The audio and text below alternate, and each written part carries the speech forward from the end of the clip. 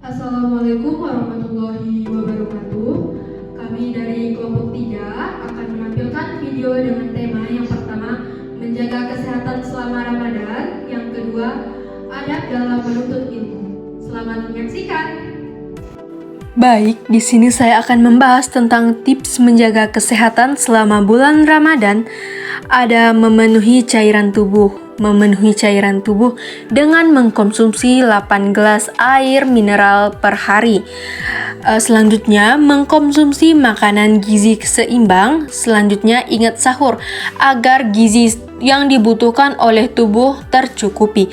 Selanjutnya, menghindari makanan berlemak. Selanjutnya, tetap beraktivitas fisik selama 30 menit.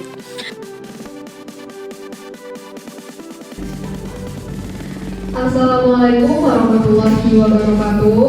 Waalaikumsalam warahmatullahi wabarakatuh.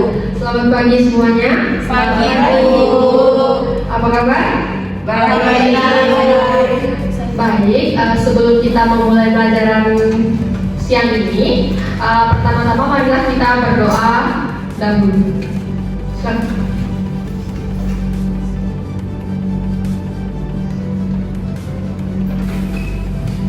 Baik, berdoanya selesai.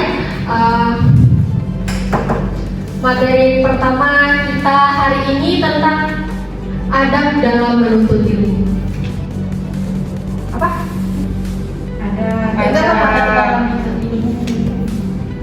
Jadi sebelum itu saya akan menjelaskan terlebih dahulu, baru teman-teman sekalian mengajukan pertanyaan. Yang pertama, adab menuntut ilmu itu meluruskan niat. Jadi untuk buat adik-adik, niatkan proses pembelajaran ini karena Allah, biar materi yang disampaikan oleh pemateri ataupun dosen bisa diserap dengan baik. Selain itu, yang kedua, memulai belajar dengan membaca doa seperti yang kita lakukan seperti biasa. Yang kita lakukan awal-awal kan berdoa biar ilmu yang diserap itu berkah. Poin yang ketiga itu mensucikan hati dari perkara-perkara yang dapat merusak kesungguhan niat dalam menuntut ilmu. Agar apa? Agar ilmu tersebut bisa diserap dengan baik dan benar. Poin yang keempat, menyingkirkan hal-hal yang mengganggu konsentrasi dalam belajar. Contohnya, main handphone ketika belajar, mencolek-colek teman ketika belajar, itu merusak konsentrasi adik-adik. Jadi kalau ada teman adik-adik yang mencolek-colek lagi belajar, jangan diperhatikan. Itu anggap aja aneh. Poin yang kelima, belajar itu perlu kesungguh-sungguhan. Kalau belajarnya main-main, masuk nggak ilmunya? Ya. Jadi belajarlah dengan sungguh-sungguh, jangan kecewakan orang tuanya ya. Ya, Bu. Poin yang keenam itu harus sabar. Karena apa? Setiap materi yang disampaikan oleh pemateri kadang agak sukar diresapi oleh kita. Bahasa yang digunakan juga mungkin bahasanya agak tinggi, jadi pribadi kita sulit menyerap apa yang disampaikan. Selain itu, kita juga bisa melakukan belajar secara mandiri agar apa yang disampaikan yang tidak dipahami bisa kita pelajari kembali.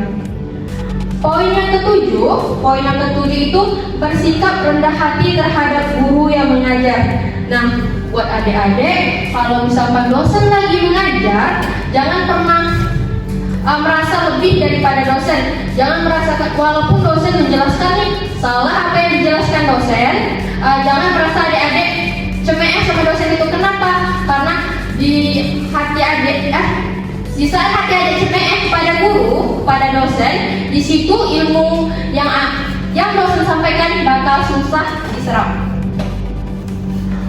Poin yang ke-8, berbesar hati dalam menerima kritikan dan masukan dari guru ataupun dosen. Jadi kalau dosen mengkritik adik-adik, walaupun kritikannya pedas, terima aja. Kalau nggak suka, ya udah biarin aja, jangan dikritik balik dosennya. Kenapa? Karena itu juga faktor yang membuat ilmu sulit diserap oleh mahasiswa. Poin yang kesembilan itu menghiasi diri dengan amal ibadah, akhlak mulia, dan berusaha menjadi tauladan. Poin ke-10, berusaha menjauhkan diri dari maksiat. Nah, ini poin yang ke-10 ini poin yang selalu kita dengar. Kenapa? Adik-adik kan pasti dengar tuh, tahu apa-apa saja yang membuat diri adik-adik terkontaminasi oleh perilaku maksiat ini. Salah satunya seperti pacaran. Selain pacaran, boleh juga kayak nonton drakor gitu. Nah, itu merusak kapasitas isi otak adik-adik. Imam Syafi'i pernah berkata, aku pernah mengadukan kepada Waki tentang jeleknya hafalanku. Lalu beliau menunjukiku untuk meninggalkan maksiat. Beliau memberitahukan padaku bahwa ilmu adalah cahaya, dan cahaya Allah tidaklah mungkin diberikan pada ahli maksiat. Poin yang ke-11 itu mempelajari banyak disiplin ilmu.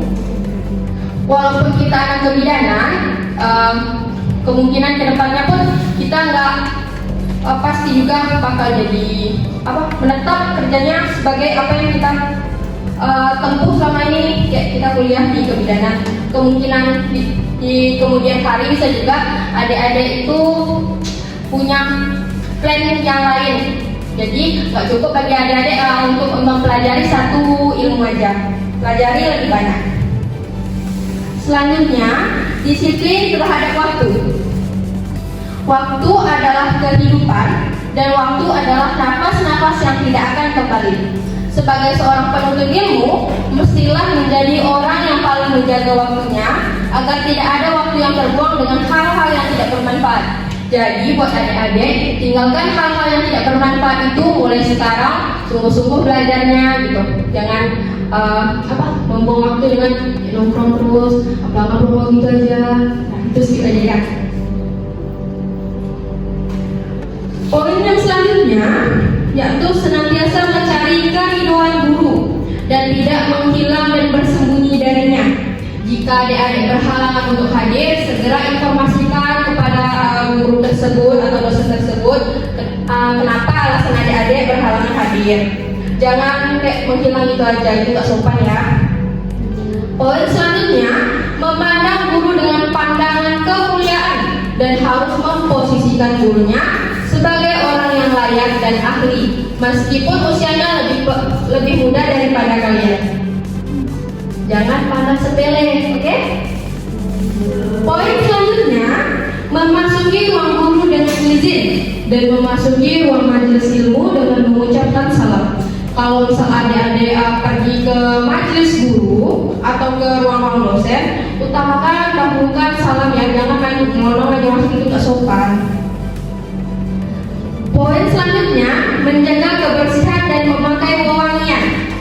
Kenapa saya tegaskan untuk ini? Kalau misalkan kita datang ke majelis ilmu, bau nih, mengganggu nggak orang lain? Mengganggu kan? Jadi usahakan kalau mau belajar, mau ke majelis ilmu, apalagi bersosialisasi dengan orang-orang ramai, usahakan mandi dan wangi. Kalau perlu tuh sikat gigi juga, jangan bau hidung ya.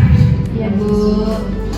Poin yang selanjutnya, tidak diperkenakan bersuara tinggi sampai berteriak, tertawa dan berbicara dengan teman-teman selama majelis ilmu.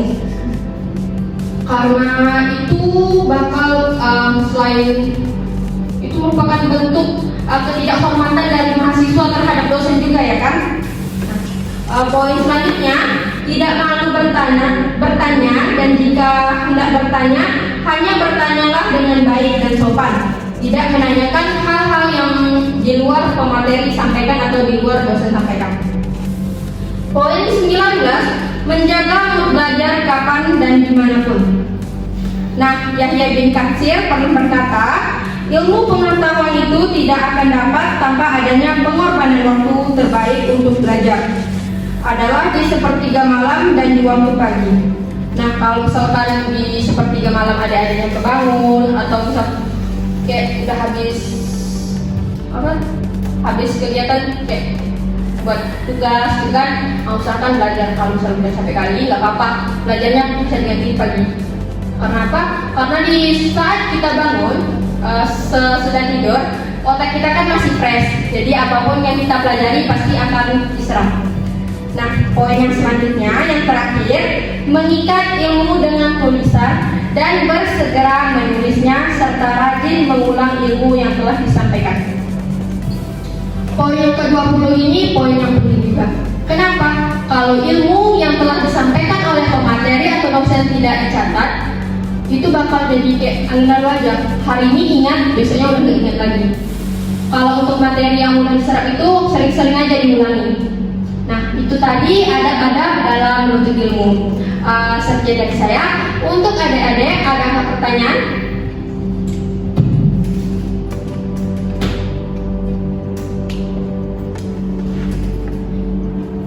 Izin Bu. Ya, silakan. Perkenalkan, nama saya Junita Putri Lestari. Bagaimana adab seorang murid ketika mendengarkan pelajaran? Baik, itu tadi pertanyaan dari si Junita, teman-teman adik-adik. Jadi adab seorang mahasiswa ketika mendengarkan dosen yang menjelaskan gitu. Jadi adab yang baik sebagai seorang mahasiswa ketika dosen menjelaskan, adabnya adalah diam. Selain diam, adik-adik juga harus memperhatikan apa yang telah dijelaskan dosen. Selain diperhatikan, dicatat juga biar ilmu yang telah disampaikan dosen tidak berlalu begitu aja. Oke. Ya, sama-sama jadi baik. Udah cukup ya materi yang Ibu sampaikan hari ini. Sebelum kita akhiri, silakan berdoa terlebih dahulu karena kita telah menyelesaikan pelajaran pada siang hari ini.